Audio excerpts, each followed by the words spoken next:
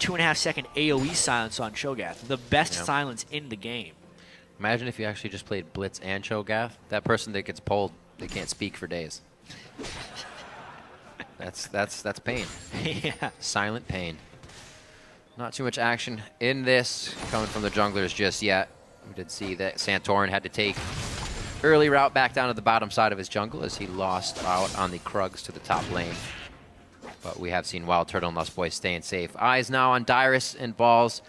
Looks like it's going to stay safe here as well. The lane matchups usually make things slower in the early game, but I think Cloud9 can really get an advantage here. Usually they pull out of the laning phase pretty strong. Yeah, and no lane swap here. We'll factor into this. Balls has historically beaten Dyrus in 1v1 matchups. Right. Dyrus used to give, and that was in Cloud9 glory days, right? When Meteos could just gank that lane over and over. But TSM has been playing a whole split of knowing how to get the other guys rolling. Makes this a very fascinating game. It's actually our first game of the NALCS, was Cloud9 versus TSM. So it's been a really long time since we've seen these teams match up. They've had a lot of homework and a lot of time to do that homework. Now they're getting pushed into the turret. Sneaky should be able to clear these up. TSM has done a good job at keeping themselves up in CS as well as they went back to get the Krugs. Yeah, so cool. Like, that was a great call by TSM when they realized they'd missed the early camp to go and take it later. It's not something that you expect a dual lane to do, but the team just rolled with it. Now they're totally fine in that 2v2 lane. Just a ward coming out high, almost actually seeing Santorin on that timing, but he does not get anything. Looks like he's timing the Krugs camp in the top lane. He takes that, and he may just hover up there as Meteos also on the top side of the map here. Yeah, Meteos, the entire jungle clear. He is wanting to power farm as much as possible, just waiting on the respawn of that Gromp. He is power farming on Vi, trying to hit level 6 as quickly as possible. It's really what we've been seeing him do. He did it on Nidalee too, even though easier, but loves his farm. Meteos has been trying to be as gold efficient as possible in the jungle. Santorin trying to get a gank. Zooms right in, the tunnel goes in, Lemonation, big tank. Can he go down here? No, he does not, and Sneaky stays in the front of the fight to trade back a good bit of damage. Yeah, that was a nice chain there by TSM. Leona into the Rek'Sai knockup. C9 had to blow a lot. Yeah, 3 summoners burned for just the ignite of TSM. If they were to do a return gank and then flash to get the crowd control to begin with, even if Cloud9 is playing safe, there's a chance they get that return kill. It'll be a question of whether they can sacrifice that gank time for the farming that Meteos is getting. Yeah, well, it allows him to do even more on TSM's side of the jungle now. Seeing Santorin top, he says, your Gromp is mine, and he might even go deeper here. See if he gets the tunnel as well. Full jungle right here from Meteos.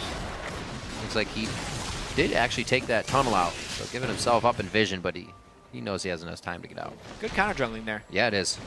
By Meteos. Smooth Level 6 moving. already. The same time as his solo lanes. On Vi. He could either go for a gank early on here or just try and solo an objective. Let's see if Dyrus, he will need Dyrus to E aggressively here. Yes. I think. Or he might just go straight for it.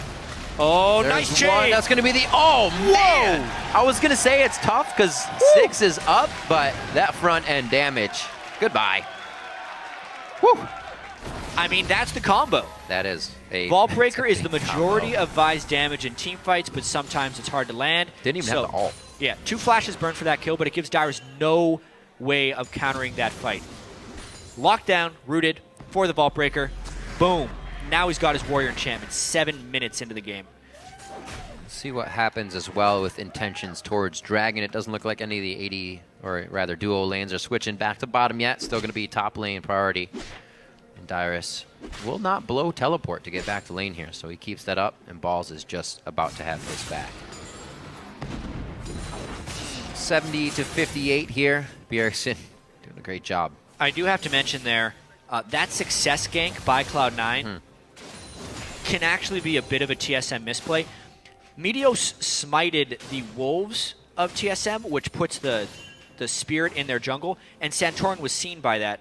What he didn't relay was that means Vi is on that side of the map and could potentially be waiting bottom. Yeah. So there was a fairly telegraphed idea of where Meteos would be, and Dyrus was still pushed up in lane regardless with all the chain crowd control. Still playing so aggressive, still forward, trying to get kills, and he's the focus.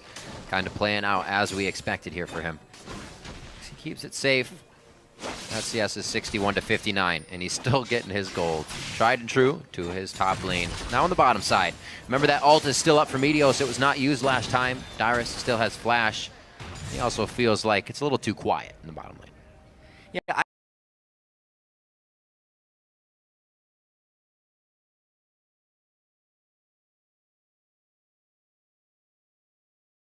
actually wouldn't return gank Dyrus because that was a gank that killed without burning a summoner spell. Plus Cloud9 doesn't have the summoner spells this time. You almost want to go into other lanes. You saw Dyrus play safe. His balls backed up on that one, changing his play style a bit, so it would be even harder. Trailblazer finished up by Meteos. Santorin looking to get himself finished up quite soon here. Yeah, Santorin's spending a lot of time in this top lane. Such aggressive positioning. Oh, and this sweeper misses the ward. That is going to be an even bigger time waster here. How can Cloud9 play around this one to not get ganked? Lemon, he was in a position to get ganked anyway! Sneaky could try to get out. The summoners are down from the last one, and the anchor toss doesn't hit. I guess they just didn't take it in consideration that it could have been that quick. They knew his flash was down, and the trading of crowd control was going to be too easy for TSM right there. Oh man, misplay there by Lemon Nation, and TSM trusting their ability to lock down a target. Good kill there, good ult by Lost Boy, and nice flash follow by Santorin, but a mistake by Lemon Nation. Yep, picked up Dragon for it with a little bit of that pressure top, even though Void Rush was used by Santorin to get back down towards bottom. So it's that balance of trying to keep someone interested and not tipping off that you have seen them with the ward. So Lemon was hoping he could escape there, and they were trying to buy time for Meteos to take the Dragon, but they just a little bit too dangerous. Should have been back at the turret. 63% of the vote. Ooh, it's moving. Cloud9 coming back strong. Keep the votes coming. Teams love to know that you care. See how much the teams can put now forth through this game. 1-to-1 only in kills. Don't expect this one to really catapult off in anybody's favor soon. It's going to be very back and forth here in the early part of the game, especially since we have now, looks like to be Rod of Ages charging up in the mid laners. They're going to have a bit of a lull in power. Yeah. Definite wait time for Cloud9. Really a bunch of items that will turn on later. Avarice Blade, Double Roa on that team. Meteos still just trying to farm. He's going damage Vi once again, which will be cool to see. I also wholly agree with Freak yesterday in that Rylai's is just not the item I like to see on Kennen. You want that Zanya's. It's so quick. He might be going Abyssal, actually, against double AP. Could do that as well. Right here. That's another pretty good item rush on Kennen. Giving you some of the defensive characteristics of Rylai's while still being an aggressive buy. Always scary to prevent that Zanya's. We'll see if it works out for him, though. The team fight, if it's big enough, really is just going to shut one team or the other down, so may not have time to even Zanya's in it. Meteos keeping up on crab control here as he re-enters the jungle of Team Solo Mid. Looks like he's got a welcome mat on that side of the jungle for himself here. But Dyrus throwing down a ward right quick. Actually sees Meteos trying to get in for a sneaky TSM gank. very clearly trying to shut down Sneaky. Get Wild Turtle going here. Oh. They know his flash is down. It's going to be tough. Oh, no way! He just dodged everything. He can actually stay alive here. The Ignite's ticking, but so is his potion. Sneaky stays alive. Lemon Nation's going to be there as well. Whoa. Holy fancy feet. You got to be kidding me. Everybody burning summoners right there. Balls' teleport does not come in. I believe Dyrus would have had to stop that one, but man, TSM does not get a kill off of some sick jukes there by Sneaky's Lucian. Wow. Damn. Yeah. That was awesome. Great plays to keep things tight within this game right now. The Void Rush comes out. Not going to be a play, just a farm alarm for Santorin. Things, we need to quiet down for a second here. That was intense. Yeah, Dyrus did in fact cancel the ball's teleport there. Thank goodness, because with the depth of that TSM dive, they would have been done for if Maokai made it back into that one. Amazing that Sneaky and Lemon Nation could stay alive through all of that gank pressure. That's one of those ones where the bait worked out, where they knew and they tried to bait it out to the last second, and then it worked. Meteos Raptor buff clearing out some deep vision here. The Team Solo Mid's trying to get in as some of these ganks aren't working. They're going for some different paths and may not even get to steal on this red here. Oh, Yeah, well, he should get it. Meteos Yep. is there. But the problem is, High is called MIA in the mid lane, so Meteos would run into 2 people and probably die. You saw him turn around there, yeah. That was actually the opposite of what you would normally see of Santorin helping Bjergsen. That was Bjergsen helping Santorin. Lust Boy not trying for anything, just getting wards down. But again, Lemon Nation taking up aggressive positioning in the brush. Lust Boy doing it previously, but only when they have the help of Santorin, really changing their playstyle up in lane. And Sneaky and Lemon Nation, if pretty much with wards or not, have been able to calculate It's most of those. amazing they're up in farm. Yeah. With all the attention Santorin has given that lane. Bjergsen is just straight up winning the mid lane as Cho'Gath against Cassandra. Seems to be a tough lane to win overall when you're playing against the Cho'Gath. Yeah. Cho'Gath So much brute super force. strong laner, especially with Rod of Ages. A lot of times you'll see Morellonomicon because he already has such good sustain. Yeah. You just double that up when you do Rod of Ages. It's nearly 3,000 health that Bjergsen has already. You're not bursting that as Cassandra. 6 stacks. That goes down if you're eating the minions, so you can get them even faster. Yeah, that's absurd. It takes so long for High rather to even get hits onto Bjergsen. Back to the I want to talk about Meteos again, though. He's gone for the upgraded yellow trinket once again. It's what he has been doing. Instead of going sweeper, he tries to rush level 9 as quickly as possible so he can upgrade. And he's gone full farm mode up until this point. Now he's trying to get ganks, but it's very clear this game the junglers are not interested in interacting with each other. Santorin going for the 80 carries, Meteos going for the tank. Once again, towards the top side. If this is not a telegraph that they want your turret, I don't know what is. Lust Boy is behind the turret. I wonder if he has backup. So with The that answer is- Praise Seeker coming out as well, they kind of know, but there's not much that TSM can do with it, with the wave being pushed towards the river area. Looks like they just kind of hold out. Well, meanwhile, while they're holding out, Meteos and Maokai have such pressure down in that bottom lane. Darius just had to back away. He knew what happened last time, and there's only been more damage on Meteos since then. If it doesn't work with a few people, bring more people. Just continue to bring people. They had enough pressure on that side of the jungle that Sneaky and Lemon Nation, no, they can't approach the turret. Yeah, Wild Turtle's finally able to get that with an entire cavalry just below him. Honestly, the same play on both sides, but because Cloud9 initiated earlier, they might get the mid lane turret off this as well. TSM brought too many people. Therefore, they were missing them in the mid lane. Too many cooks. Too many cooks, Jet. Far too many cooks. 16 on the clock. Finally, another turret goes down for Cloud9. They get, oh, wait a minute, Lust Boy, he's going to be going down. Woo! There's going to be a lot of that this game. Whoever gets caught will die. Yeah. There's so getting out. much CC to lock down that Remember target. that crowd control we were talking about? Meteos hasn't even had to use his ultimate. They have an excess of crowd control right now. The surplus is real. Here we go on 17 minutes. Cloud9, Meteos able to grab this first dragon on a Santorin gank towards the top side. Now with the team, grabbing number 2 on the exact time, just about 6 minutes later. 2 there, 2 in the realm of turrets as well, and a 2,000 gold lead. All about 2s right now in this second game of C9 versus TSM. Yep. And honestly, this is Cloud9 just preying on what TSM does each game. They know that TSM has bot and mid lane pressure. So Santorin has only existed on that side of the map where his dual lane and his mid laner is, whereas Meteos has said, all right, you're really good at that game. So he is actually going to be the one to camp Darius. And instead of killing Darius over and over again, he's just tried to be as efficient as possible on that side of the map.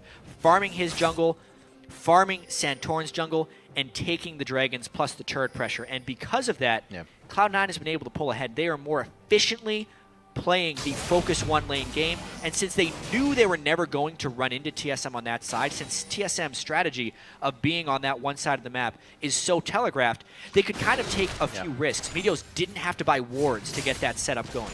He could just freely go into that side of the map.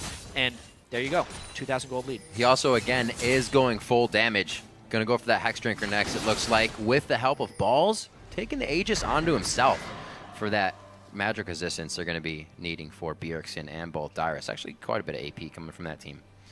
So that will help in their situational building. We all know that Meteos loves to just go for full damage.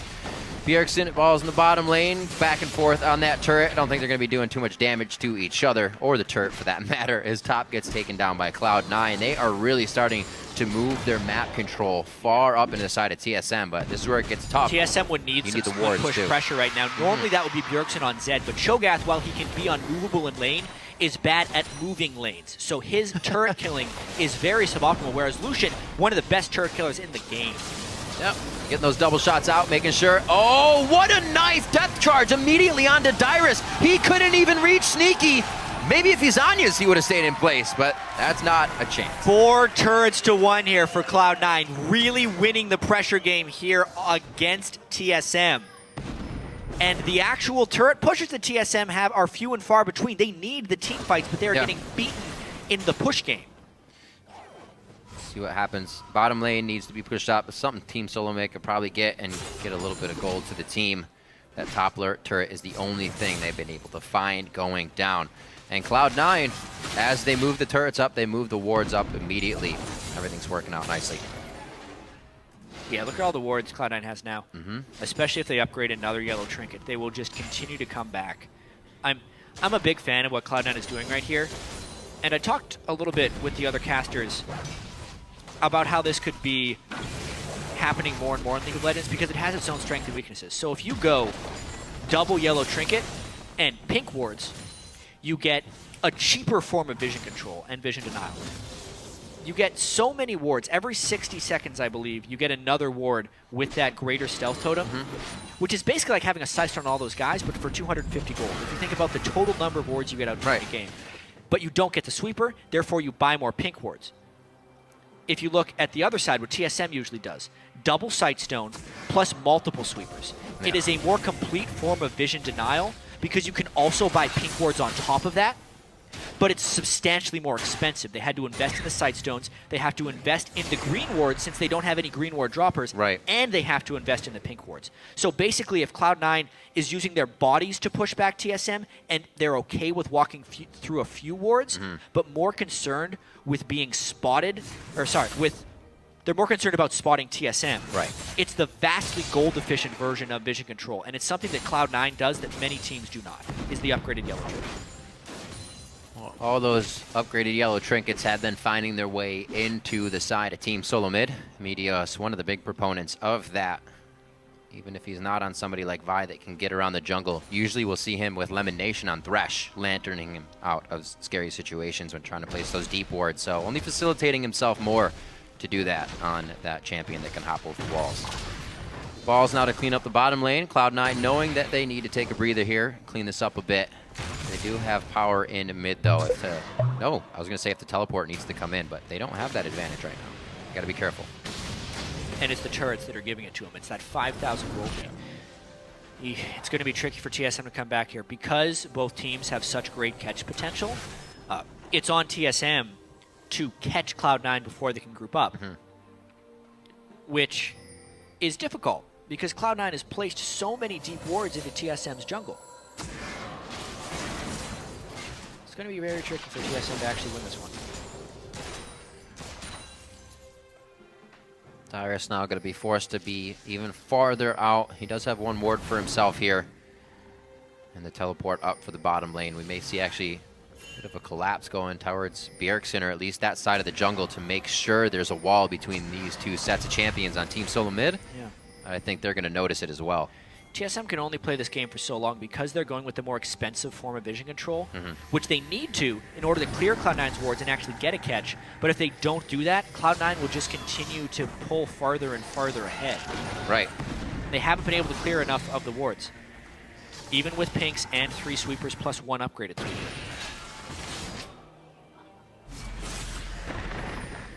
Oh, geez.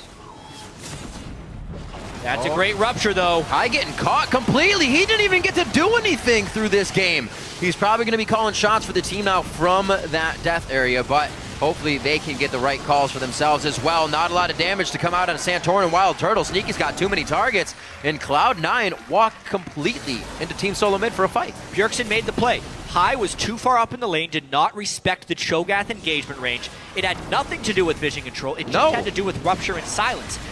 Yeah, that's what TSM needed to do, but it was unexpected to happen in that fashion. No vision, the 2.5-second silence coming in huge because High could not ult himself to keep himself alive. Dyrus wasn't even there. He was split pushing a lane when that happened. Dyrus just wants to play too. He'll be back in the fights. He teleported in after the rupture play. Oh no. So he did end up picking up, the 1 kill. Well, this really helps. This is going to be an even bigger spike now if they're able to drop the outer turrets. More gold coming in from the fight. And look, he's not a small champion. You can see him coming. I mean, it was a great rupture by Bjergsen. Wow. It was. High was like, oh, I'll dodge this and claw out. He's thinking to himself. Couldn't quite get there. No. And then Dyrus did TP in at the end. Picks up the kill on elimination. Helps him get back into the game as well because he needs Zanya's. Oh, man. A pressure move. They know TSM has been so focused on clearing vision from the Dragon, they don't have vision here. Santorin, he's going to see him moving around in there. He just saw him moving around in there. Got to try and steal. He goes in. Desperation. Oh, he got Santorin it! got the Baron along with the collateral damage from Wild Turtle over the wall. Actually, it's just Santorin. There's no assist there to be had. The plays from Santorin to halt Cloud9. Meteos had that. In the bag. He did. At the same time... You can even capitalize with your team's burst to make sure it's good. I mean, at the same time, remember yesterday, Meteos stole a dragon from a Nunu. That's true. So this is the Smite Gods. Where's it at? Where's getting it at? revenge on Meteos. 820 gone. 820. He just hit it. No, like that's not on Meteos. No. If it goes from 820 to 0 in a frame, Smite at the moment, even though he's level 12, is only doing 720 damage. If all the damage hit at the same time, like that's not Santorin literally smited along with a bunch of other damage. Luckily. But very well. Very well indeed. Gotta pick your number. This is going to be huge for Team Solo Mid now. They have the waves to be pushing up. Ball's trying to do a little bit of initiation. If they can actually win a fight, they can take so much out of this. They're even in gold. They were down 5,000 gold, Rib. It doesn't take very much when you know what to do. Back. They took the Baron. All started with that one rupture, but honestly, Santorin getting the smite. The Smite Gods taking vengeance on Meteos for his steal yesterday on a Nunu, which should not happen. Well, it happened probably 10 minutes earlier. That's just about the same thing we saw from the Counter Logic versus TSM game. One big fight to swing the game back from Team Solo Mid when they were down. Something they can always find. Dyrus, yeah, that always feels good. You know, it feels wave clear. He's going to be hitting his Zanya's Hourglass power spike shortly. Bjergsen is sitting at a huge amount of CDR right now. There's that He's at Hourglass. 32.5%. His Morellonomicon and his Glacial Shroud, plus 316 AP on Cho'Gath. So Cho'Gath becoming very big. Phantom Dancer completed by Wild Turtle. They're hitting those item power spikes that they were nowhere close to. So now if they actually get a full team fight that doesn't even start with a catch, they'd have a chance, which really diminishes Cloud9's ability to bully and get deep wards. safe enough to have Wild Turtle push his top lane quite far out. No wards even towards this top side of the map. Really relying on all the wards in mid right now to see where Cloud9 is from Team Solo Mid. What a change in the game. You can see some lone wards that Cloud9 placed just dying out at TSM's red. That was just their area a few minutes ago. Total momentum swing. Everything off of Bjergsen's rupture onto high in the mid lane. It gave TSM the confidence to make those plays. Then Cloud9 tried to get the Baron, which was honestly not that bad of a call. The call was not stopping Baron when Santorin had spotted him. They should have focused him down first. But now, the pressure from TSM and the threat of the initiation, if one of those ruptures lands, there's a chance they follow that up. Oh, Lemon. Oh, buddy. Little tank on tank. Not going to have much of initiation out of that one. The poke from Dyrus hit pretty good. Not getting too much from anybody else. Some Prey Seekers from Santorin. Not really going to chunk anybody down, though. Here's the damage onto the turret as Cloud9 tried to contest immediately, and it looks like they will. Any bit of fight they can get, they're going to take it. There's so much anticipation. There's so many spells that could start a fight. I'm just ready for it to happen right away. Normally, it's just the one Lysandre Claw. So you're like, all right. Oh, here it is. But now it's Lysandre Claw. It's a Maokai sampling. It's Vi charging a Vault Breaker. It's Nautilus landing a hook. It's a Rupture. It's Leona. It's everything that can start these fights. And speaking of team fights, this is another game the Cloud9 3 in a row now where they've had an early game lead. Yep. And it falls away in the mid game. I asked them about this yesterday. I asked Lemon Nation in the interview post game, why does this keep happening? And he said it's mainly due to their team fighting. Cloud9's team fighting is just not as good as it has been in past years. It used to be if Cloud9 had that early game lead, the game was over because they were the best at team fighting. But that's died off here. TSM appears to be the best at team fighting in the North American LCS, and it's showing here. It's different to see that kind of change, especially from a team that is winning all the time. But you'll hear from teams that when you're winning all the time, if you do start losing, sometimes that's the hardest point to come back in because it's really hard to find where that problem lies. Communication is usually in the fights from high. There's the flash from Meteos. That would have been another catch from Bjergsen's Rupture. They try to get in the side here. Sneaky is way out of position. He's got to be very careful, but he is offering Bjergsen a lot more in the trade back. Dyrus has the Zanyas, uses it with a bit of focus there from Cloud9, so they have to calculate in where they want to go next. He goes down. Lemonation's in with Meteos, but he can't offer too much. Balls tanking up the back four in the line. Wild Turtle to the backside, though. Now on to high. That's going to be a double kill. Turtle's going huge as he puts on the shell here with the help of Santorin. Tries to get the true get and quick draw away from the fight, and it will be enough. That's the triple. Looking for the quadra. He gets taken down finally. There's just too much tank to be had. And it looks like Balls will try to chase down Santorin. He'll have the speed shrine buff. The tunnel over the wall, and the fight is over with just Santorin standing. Those are the kind of team fights we want to see when both these teams bring so much initiation. Two Titans clashing against each other, and that was two good team fighting teams battling. Cloud9 has been struggling in the past. That was a good team fight there by Cloud9. From Sneaky's positioning to the flank that Cloud9 threw in behind, from the very start of it even. That was scary at first. Bjergsen is the one who starts this fight. By being in that spot, it's go time. Dyrus tries to zone out the squishy targets from Cloud9. He takes High and Sneaky out of the fight, but Sneaky cannot fall at the very start. And now it's tank line versus tank line. There's too much going on in this fight to describe exactly the good choices being made. But from an AD carry perspective, Wild Turtle remains safe from the flank, which is why Balls had pulled to one side of the fight. He then remains on the backsides at the end of the fight. Understands his damage. He switches targets as soon as something killable comes into the fight, and he maximizes the value in that team fight. Even though he goes down, he maximized that team fight. Both AD carries fed now, both teams still close, and both teams ready to fight again. TP onto the tunnel of Santorin. Dyrus will not be able to get himself in. His flash is down, so a bit of initiation there. Looks like Zanya's, or at least his Zanya, is up, and all the other actives are ready for the next fight. I am loving this game right now. 8-6, 500 gold separates these two teams. TSM is still clawing back into this one. Cloud9's found a little bit more ground now. They're back out on the map after being pushed into their own turrets here, but neither team giving up and has a very good chance to still take this game on either side. And I think the take last fight. Oh no! After all that, you have to be kidding. That's what starts off the next fight, and TSM, they can't contest this. They may be able to contest the Baron, but it is just to the Cloud9 wouldn't go. The key to these fights will be AD carry lockdown, and they fight Wild Turtle. Is it enough chase, though? The anchor toss hits him. What a throw from Lemon Nation. Dyrus is in, but everybody says, we have to leave you out to dry. TSM leaves him. Santorin and Bjergsen now running back. Maybe they can get some ruptures over the wall. Maybe Santorin with another Godsteal here. It's going to have to be something.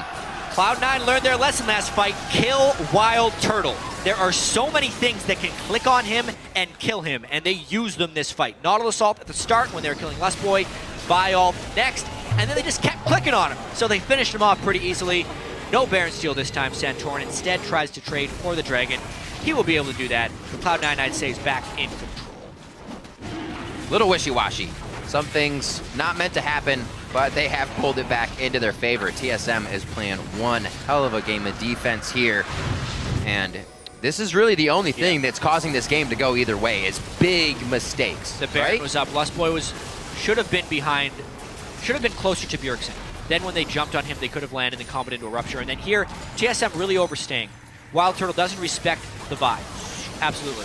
Max range Vault Breaker into an ult just to close enough. And the perfect anchor toss there from Lemon Nation seals the deal. Dyrus tried to protect, but they needed to turn tail and run away. Ends up just giving them another kill. See where they decide to go. We won't get much split pushing out of this game with the death balls running around here. So right up the middle, may the train go here from Cloud9. See if TSM can stop it in the tracks. 33 minutes in, we're going to start going into the late game on this one. We'll get some more item spikes coming out. Another, actually, Abyssal Scepter that's been built out throughout time here, along with the Frozen Heart on Bjergsen, so he can help resist a bit of this high damage and balls.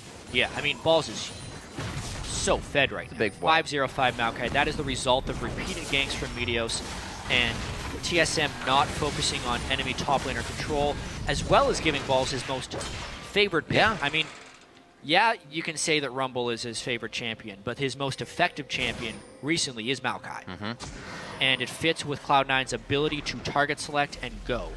They have it all in this team. Cloud9, this is as close to an ideal team comp they can get this year as possible. A lot of control, damage dealers on their top performing members, Meteos and Sneaky. And now they have a Baron buff. And high on control initiator. On somebody that can go in, something he's been verbal about wanting to do on his champions. And Lissandra, she can go in.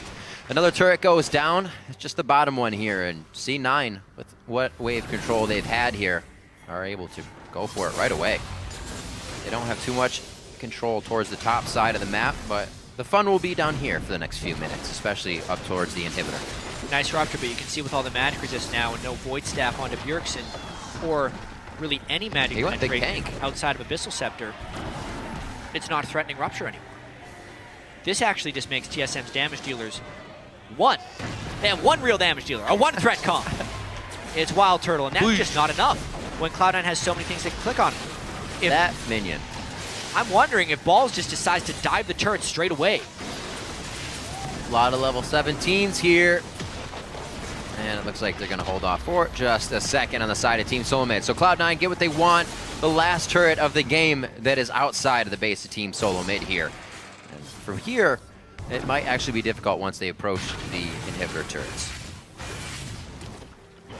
Of course, you have to remind everyone a Cloud9 win here puts them at 12 wins on the year, meaning if COG loses at the end of the day, that would force a tie for second place. And that all-important first round bye. Santorin. Mobile little void monster there. All right, Dyrus going to get a push out on top lane. Teleports up. This is going to be nice. All right. See how far he goes after this. He's not going to have vision of any minions. Looking at his wave line, you can tell where the one coming at him is, and he knows it's too far to pursue. Heads back into the jungle with the rest of his team. What would be the easiest route now for Cloud9 to approach the next inhibitor? Is it going to be one of the outside ones, or do they just drive straight up the middle? It's really tricky, actually, because they have no Baron buff. All right. And for as tanky as Balls' Maokai is, Nexus turrets and inhibitor turrets don't care. They have over 80% armor and magic penetration to just crush anyone who tries to dive them. Therefore, Cloud9 has to wait on the next Baron at least. Maybe even do a banner of command minion, so Graves is the only one that can kill it. But they have no one that can build that item, so scratch that. Then you're thinking the other plan is 5 dragons. Well, they only have 2 dragons. It would be 18 minutes. Well, 13 minutes until they get another dragon, but that's 50 minutes in before they can get 5 dragons. So the hope is that they ward up the jungle and catch TSM while trying to get one of these objectives. But all the while they're doing that, TSM has just as much catch too. So Cloud9 has to be very careful, because with the mid lane turret penetration that TSM has being down to really the only inhibitor defending turret, TSM is just as in this game as Cloud9 is. Cloud9 has the pressure edge, and if they meet the 5v5 that is clean, Cloud9 will win. But TSM still has a ton of catch potential, and they know the win conditions of Cloud9 are so far away. Even more so, the Righteous Glories now for either team, which work funnily without any extra speed ups, because if you use it at one team and you want to get away, it's not going to work if you're not running at the teammate. Or your opponents, I should say. Everybody go in. Everybody's got to go in. Also see the elixirs coming out for both sides as well. Which is probably the real win condition for Cloud9 here, is catching TSM trying to also win. Because if TSM just farms this one out, it goes at least 50 minutes. The win condition is win. Sneaky has built himself a Blade of the Rune King to try and chew through Bjergsen here. Maybe it sold his boots to do so as he's on level 1s there. Yeah, he's never upgraded his boots this whole Okay. game. He's just trying to get to big item thresholds. Once again, not enough damage. Bjergsen trying to go in. He gets locked down. Bjergsen's going to get hit here. He still has a bit of resistances, so it takes them a little bit. Dyrus, can he even get the ult off? The Zhonya's goes off, but it's not even enough crowd control for everybody to follow up. That's the big deal. There's no follow-up for TSM there. It was for Cloud9. TSM was not strong enough to deal with a full 5v5 team fight, and Dyrus wasn't even there. Nope. Bjergsen gets bursted down after he lands a Rupture. Dyrus gets ulted by Vi before he can make it in for a team fight. And now Cloud9 look to take inhibitors, maybe the game. That was High's payback onto Bjergsen for the last mid-fight where he caught him on the Rupture Silence. A little bit of his own medicine there to take him down. Still, just about 20 seconds on these timers, Jat. They could make a dent on the base here. Yeah, I think they can end it right here. They go for Wild Turtle. Oh, so far back. He stays out of the Fountain Laser. Will he still be able to get the kill? He will not. Healing up with the home guards on. Actually, no home guards for Turtle right now. He just bought them, but it's a little, too late. And it's going to be Cloud9 taking down Team Solo Mid. Wow, Cloud9 keeps their dreams of a playoff bye alive. Hot damn. Amazing to What a think. game. Cloud9 has struggled so heavily this split. At least that's what it looks like from the outside. But that's because perfection is the only